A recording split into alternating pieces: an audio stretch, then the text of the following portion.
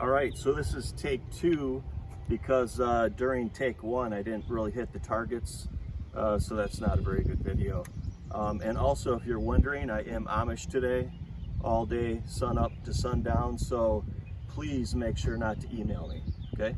We got this Glock 40 10mm hand cannon. Let's check it out. 25 yards.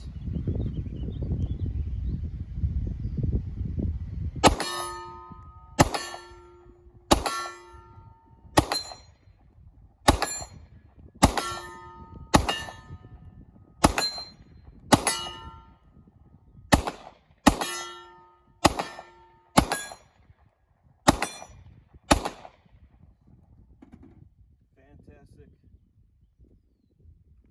pistol.